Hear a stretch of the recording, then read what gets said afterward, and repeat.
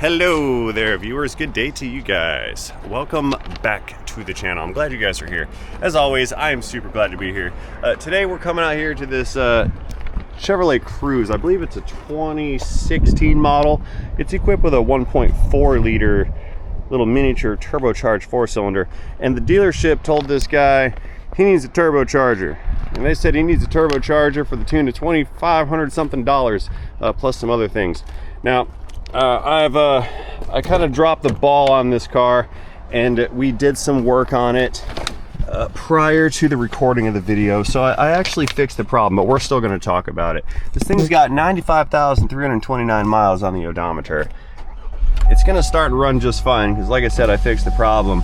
This was massively misdiagnosed at the dealership. And why is there a Jeep duck in a Chevy Cruze? Yeah, there's a Jeep duck in here. You can't have ducks in Cruzes. That's not how that works. But anyway, let's swing this into the shop because I do have some other work to perform on the vehicle after having made the repair, and we're going to do that other work right now. It's kind of some low-level stuff, more of some maintenance, but it's going to add to a comprehensive repair that excluded a turbocharger. It was actually a super easy fix and a super easy find. I'm going to show you right now what's going on with it, so stay tuned. This is going to be a fantastic video. All right, let's get our hood popped real quick right here. See, we've got a lot of engine cover, a little bit of dirt, not a lot of space, and a little baby microbial turbocharger right over here. Itty bitty little unit. Now, like I said, the dealership had told this guy he needed a turbocharger. There were some check engine codes. There's a bolt there I need. There were some check engine light codes in there, and one of which, and I forget the designation of it, but it stated that the system was suffering from an underboost condition. So underboost would say, hey, my turbo's not making any boost. We must need a turbo. That's the logic behind the Diag, and that's not necessarily the case in this particular situation. So let's see, I need my tools to not get hung up in the drawer when I try to open it. I need a Torx driver. Okay, so let's get this cover off. And while we're getting this cover off, let's chat about turbochargers and what they do and what they're for. Those are what we call density machines. Turbochargers scavenge exhaust gases from the engine, and it recovers some of that velocity and, more importantly, heat energy, transforms that into some mechanical energy, and then uses that mechanical energy to draw in more air into the engine. Once we can get more air into the engine, we can put more fuel into the engine and thus create more horsepowers. That's the idea. That allows us to operate vehicles with smaller displacement engines and still manage to achieve larger horsepower numbers. So, for example, this 1.4 liter turbocharged engine in the Chevy Cruze produces round about 150 horsepower, and it's not going to come off easy. Yeah, about 150 horsepower, 175 foot-pounds of torque. A comparable 1.4 liter engine that is naturally aspirated, meaning it has no turbocharger action, might only produce 80 horsepower and maybe 100 pounds of torque. So what that effectively does is makes a smaller engine produce the power of a bigger engine. And that's how we achieve some emissions, through forced induction. We can also utilize supercharging, which is a very similar method of charging the intake air, but superchargers differ from turbochargers because turbochargers utilize exhaust gases for their mechanical energy, and superchargers, they will normally use a belt driven off the crankshaft, so it'll use mechanical energy to provide the mechanical energy to pull in the air charge. So they tend to be a little bit more parasitic. The bonuses of a supercharger is their throttle response is faster, and they produce better power at lower RPMs, whereas a turbocharger, they have a lag built in, and therefore they take a little bit of time to start producing increased air velocity, and it takes a little bit more time for the ECM to recognize that air, therefore it and more time to match it with fuel. So they tend to be more efficient on the turbocharger aspect, with power higher up in the RPM range, and superchargers give you power lower down in the RPM range, and they tend to be a little less efficient regarding their power production capabilities. Now I realize there is always exceptions to that, but in a nutshell, that's the general case here. So I have over here on the bench, this is a Mazda turbo, and we can see it looks really confusing. There's actually not a lot going on here. So we've got our turbine blade right there. You can't see, let me get a light. Here we go, we've got some illumination. So we've got our turbine wheel right inside there. It looks like a little baby jet motor in there. It's connected to a shaft, you see that in the center. Over here on the compressor side, we've got our compressor wheel. So this one here spins, and this one sucks in air.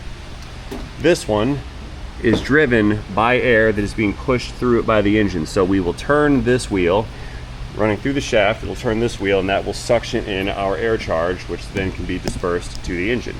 Now we've got a bunch of plumbing and stuff on here. We've got an oil line here, and an oil drain back line right here. So as the engine's running, oil will be pumped into the center section of this turbocharger, and that's going to lubricate the bearings that are on the shaft, okay?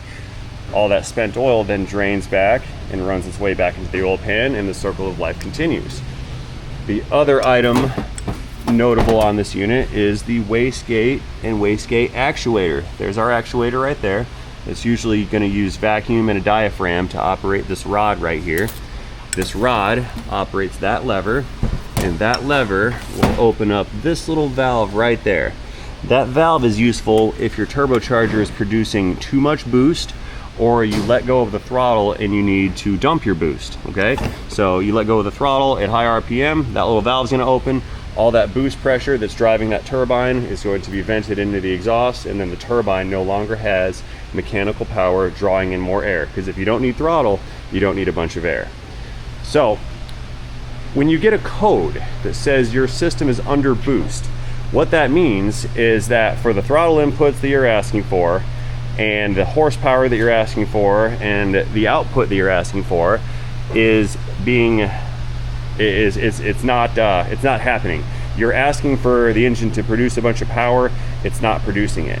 The ECM will use various sensors, including our mass airflow sensor, to determine that the turbocharger is not making the output pressure that it needs, and you will get a code for an under boost condition.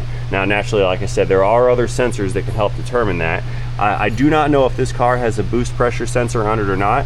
I assume it does somewhere. Perhaps this is it right here, I think. Yeah, I mean, that's on the wastegate, so that could be our boost sensor there. I haven't confirmed such thing. However, when you get a code that says you're under boost, that does not mean that the turbocharger has failed. And looking at the very basic and primitive nature of the design, it's kind of hard to get a failure here. The only thing that can really fail regarding how much air is moving through it is if the shaft seizes up and does not turn, or the shaft bearings break and the shaft falls out of it, or something becomes damaged, or there's a restriction in your airflow. That's the primary cause. Now, what did we find on this car? I told you we fixed it already. Well, after the turbocharger makes all of its airflow, it has to go somewhere. And if we look right there at that little pipe, that's the outlet pipe, and that runs down. It looks like it's going in towards the radiator. That's because in the front of this grill, which we can't really see it all in there, maybe a little bit, see that? That's not the radiator. That's what's called the charge air cooler. Effectively, it's a giant radiator, but not for coolant, it's for air. Because what happens when we compress with a compressor a fluid? It becomes hotter. It becomes hotter when it compresses because the molecules of that fluid, and I'm talking about air, those molecules are slamming into each other at a more rapid rate, creating more friction. That friction creates more heat. Well, engines don't like heat. So we pass that heated charge air through the charge air cooler, where the vehicle's incoming air passes over that cooler just like a radiator, and it removes the heat from that air charge inside of the charge air cooler. After it's cooled off, it's then pumped up and into the throttle body and into the intake manifold, then into the cylinder head, and then ultimately into your pistons, where your fuel injectors and your spark plugs can ignite the fuel air mixture, and boom, there's your big power number. So we had an under boost condition, right? Now we were just talking about the charge air tube that leaves this the compressor on this turbo, and look what we found. There's a hole right in the side of it. See that? That hole was due to something rubbing on it. We can clearly see this has been cut, and then eventually the hole has blown out because we see the tears right here and right here. When you look through, you can see the light coming through.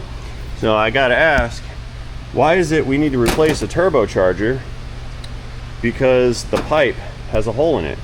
Yes, this will cause you an underboost condition because downstream of the turbo, all those sensors that are deciding how much air comes out of that turbo, they are reading correctly. This thing is under boost, and it's under boost because all the boost has been dumped out into atmosphere, which is why we have reduced engine power, why it does not run well, and why we have trouble codes.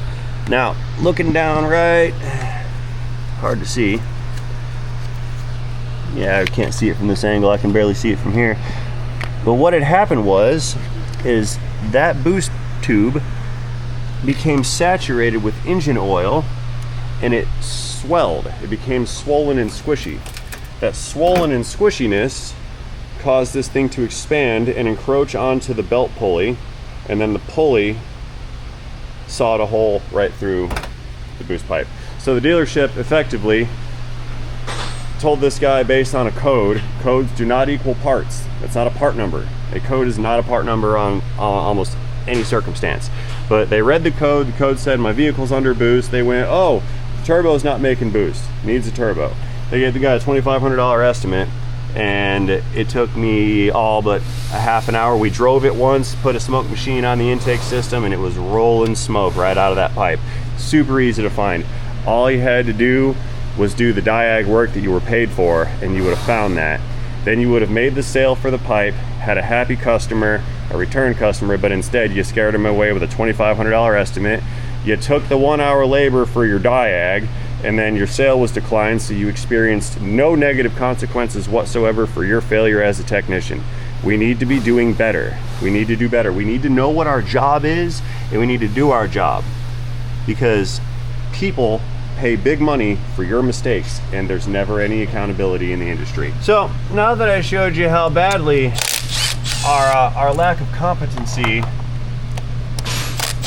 has affected the economy with just one specific individual, because this guy right here could have spent his mortgage payment to make a repair on his depreciating asset, and the repair that he would have been making, the turbo, was not warranted, did not need to be repaired, and they ultimately would have skipped over the actual cause until after having replaced a $2,500 turbocharger. Then they would have went, hey, I drove it and it's still not working, and then they would have handed the car off to someone else to figure out what the problem was. This is at the dealership.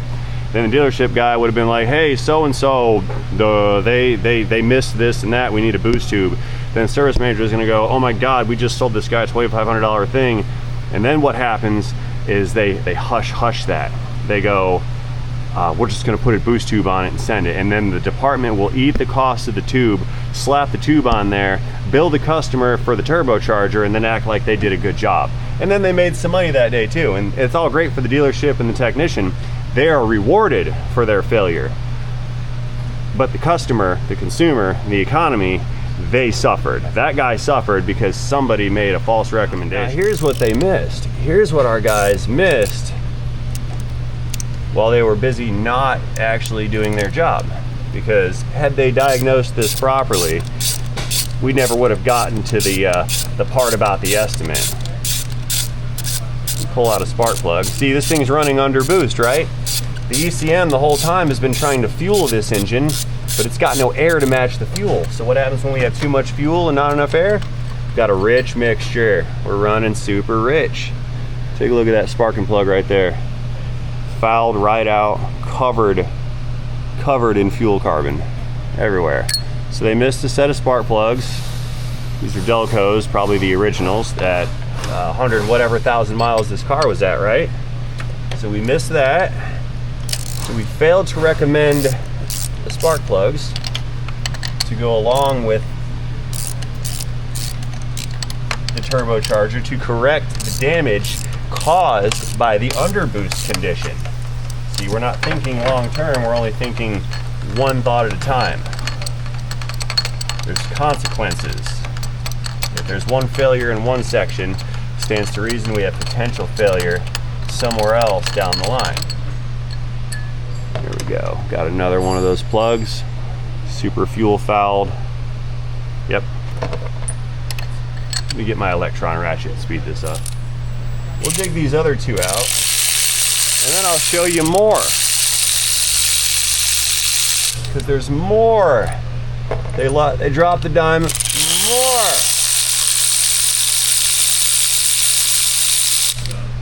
Maybe I'm kind of on a warpath because I see this every day. Yeah, these are fouled out as well. So, to be comprehensive and to service our customer, it would have been pertinent to recommend a set of spark plugs after we had found the boost leak, okay? So that addresses the outward part of the turbo, the combustion part. Well, what about what's coming in? Let's take a look at what's coming into our turbocharger. We're gonna find those answers under the air. Now, like I said, this is not a surprise to me. I've been here before. We'd already kind of already worked on this some. So I know what's in here, but you guys don't. Let's spin that off. Using drywall screws to hold down air filters. These aren't actual drywall screws. This GM elected to use like just a Phillips screw into the plastic.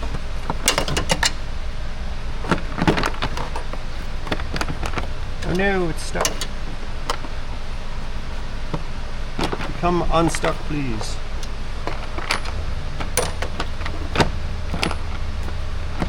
Come on, man, you're killing me, Smalls. You're killing me. Ah, hidden screw right down there. There's another one. See, that's also how you break stuff. You think you got it all, and then the impatient technician tears the lid off and breaks this screw off down here. They're not going to get a new one. They'll just cover it back up and act like it didn't happen. But looky there. Here's another potential cause for some engine underboost condition. This air filter's filthy. See that? Bottom of these pleats is caked in full of crust and nastiness. So with our filter removed, you can see it doesn't look super horrible to the naked eye, but we can see all that stuff built up inside. I'll show you with some illumination. Got a flashlight here. Actually, let me turn off my overhead. There you go. The light's highly restricted through there. See that? We can see where the lens is, or where the light is, but you can see there's minimal diffusion of that light due to obstructions. We have a new filter here. Look at that one. There's light everywhere. So we have a restricted air filter as well. So we have a restriction on our intake charge. We have open to atmosphere on our output charge. And then we've got potentially incomplete combustion due to fouled spark plugs. And this is what they missed. And this is where the disservice comes in. Because a comprehensive inspection and evaluation of that symptom, of the code, and of the system would have revealed these items at the dealership level. And this could have been recommended as opposed to a part that the vehicle did not actually need. So I find myself here today performing the duties of an entry-level technician. Not that I mind, I don't mind whatsoever. I like some light work. I'll change air filters all day. That's just fine by me. There we go. Clip that guy in. Throw this one away. Junk. So real quick, we can see there's a bunch of debris and hanging out inside of this air box. Take some compressed nitrogen, CO2, and oxygen here. We're gonna blow this out. Ooh, bad fail, Ray. You're a bad boy. Look at that. I almost contaminated the engine oil system.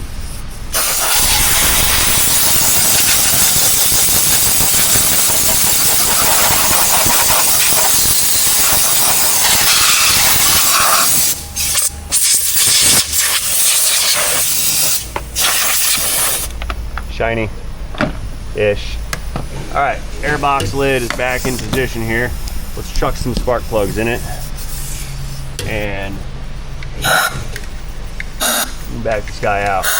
I'm blowing out the dust that was already in those spark plug holes.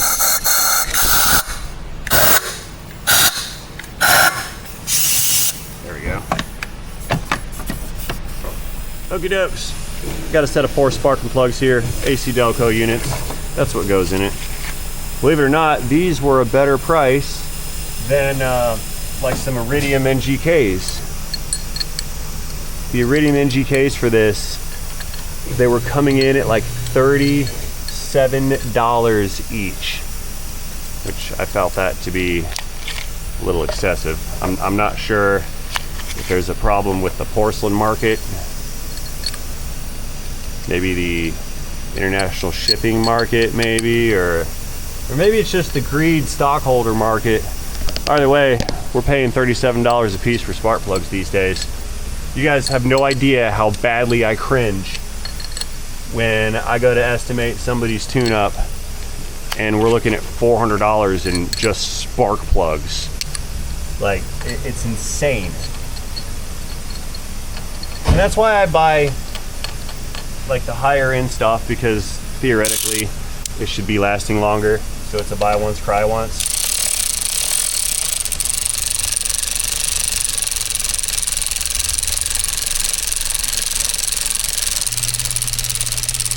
You know, for maybe $20, $25 per spark plug, if you can get 100,000 miles out of it, I'd say you did good.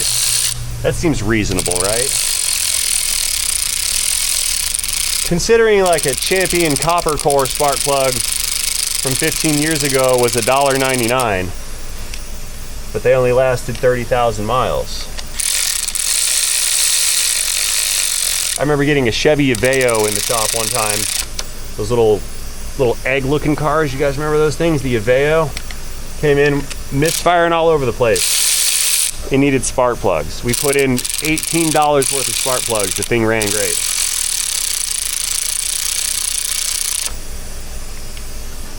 Click. Okay, I've got the bolts back in the airbox over there. Let's throw our ignition coils back on real quickly, like.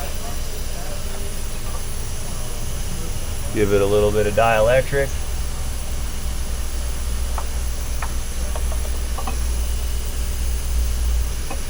That was a little too much. Wipe some of that off. There we go. The dielectric's going to keep moisture off the plug. It's going to keep dirt out of it. And it's also going to help slide the plug down, or the boot down over the plug. That rubber can be a little grippy. And on occasion, you don't get a good contact.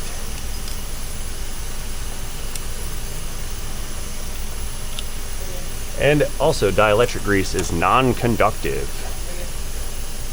It's actually primarily used in like industrial atmospheres where you can't have sparks in your electronics. I've seen like the buttons for your automotive lifts, for example, pack that button cavity full of dielectric, and the actuation of the motor won't cause a spark, and that's to be used in environments where a spark could cause a fire. Not so much in automotive land, not as high risk, but in other industrial atmospheres, risk of fires and explosions is a very real thing. How'd I have this? I think it goes like so. Yeah, stick that in there. Here's our plug right here for mass airflow. Plug that back in. There we go. Now, there is going to be one final phase of addressing the customer's concern and getting this engine back up on some kind of maintenance level. And that phase is going to be beginning the cleaning regimen for the inside of this engine. See, this is a direct injection engine. You guys saw where those fuel injectors were at near those spark plugs and coils. Those fuel injectors are under high pressure and they inject directly into the combustion chamber. It does not go through the intake runner. What we're going to do, since we freshened up the intake system on this, we freshened up the combustion system on this, and then we've sealed up the turbocharging system on this, we're going to address the bottom end a little bit. See, these engines are very prone to carbon buildup due to their very nature. They're direct injection, So they do not have the fuel flowing over the valves to keep the valves clean. They're predominantly high heat motor using boost, so there's excessive pressures inside, excessive heat inside, and the parts are small. So they're very prone to carbon buildup. Now, this is a piston out of a 1.5 liter Ecotec, very similar to this engine. And this piston broke at the ringland between the first two compression rings and at the oil control ring. This ringland broke because inside of that ring groove, it filled up full of this carbon substance right here, and that carbon took up space.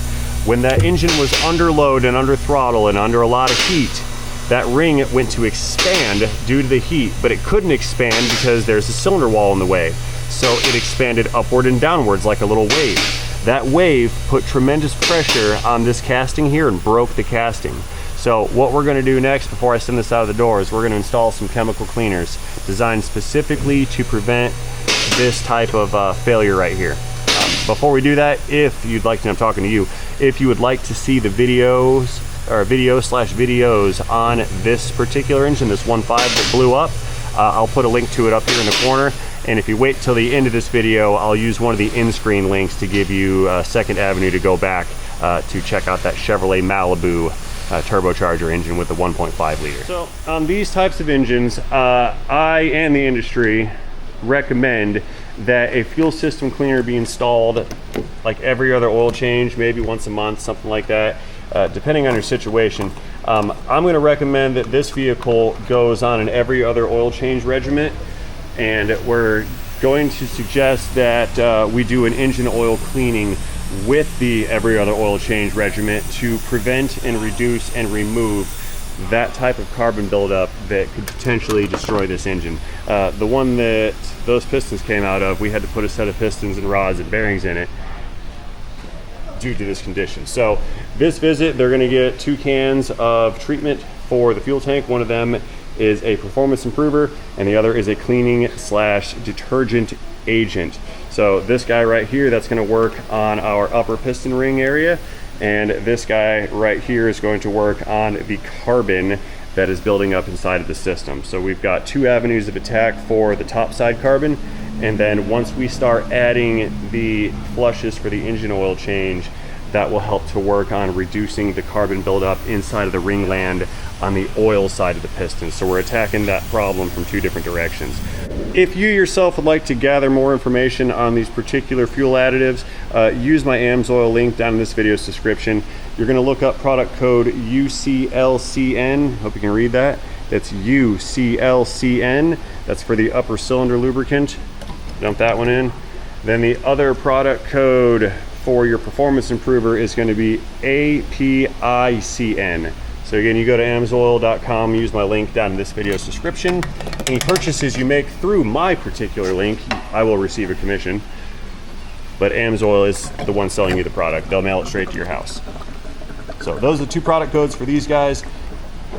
And we will not be doing today the engine oil regimen because I believe this vehicle has decent engine oil at this time, so we're not going to do it right now.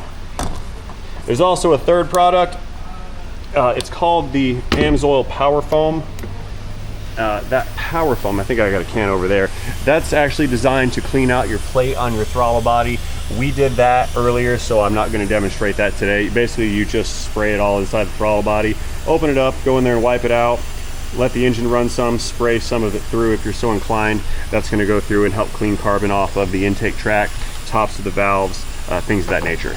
But you have to be super careful spraying petrol products into intakes on turbocharged engines, because the turbocharger will suck up that chemical, shove it into the cylinder, and there's potential that the engine will begin to operate based on the principles of a diesel, where it will be combusting due to compression rather than on command from the spark plug. So you got to be super careful about putting chemical products into turbochargers. You'll make them run away or potentially lose throttle control for X amount of time until the engine burns up all of the product that you installed improperly. So again, I'm not going to display that right now. We've already done such things on this one.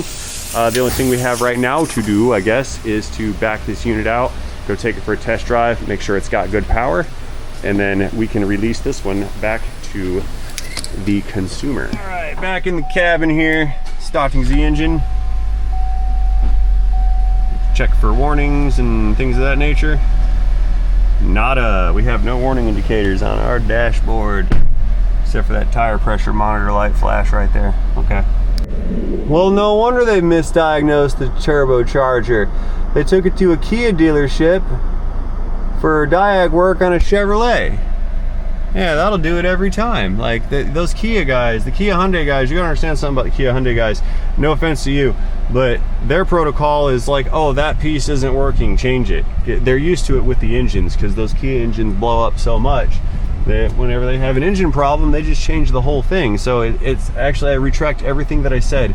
It is actually not the dealership technician's fault that they tried to sell this guy a turbocharger. That's what those Kia guys do. No offense, Kia guys, man. We love you, do. We love you guys. No worries. I'm just playing. I'm just playing. Sorry. I wish this thing had like a boost gauge in it. I'd like to see what the turbo's doing. All right, it's rolling through the gears so far. That was good power band right there. Nice and smooth, like no misfires, but we're gonna have our final result when we hit the bridge over here. First time we rode it, we heard that boost leak. Give it full throttle, that turbo spools up and it starts asking for some horsepower. That hole was going psss, you could hear the boost leak. I wish I had recorded it so I could show you guys, but you saw the hole. I figured that would be sufficient. Let's go ahead and give it some wide open. There we go. There we go, nice. Good power. I'm looking over at my scan tool. I see 0 misfires across the board. I'd say we're good to go on this one. This is a confirmed kill. So moving forward, like I stated earlier, my customer needs to be aware that this is a dirty, dirty little engine, and it requires caustic chemicals to keep it clean and happy and nice and non-toxic. So moving forward, I plan on stealing the oil change business from the Kia dealership that misdiagnosed the turbo, and in doing so I can address the carbon during the routine maintenances on this, and we will keep this little 1.4 liter alive and well for as long as humanly possible.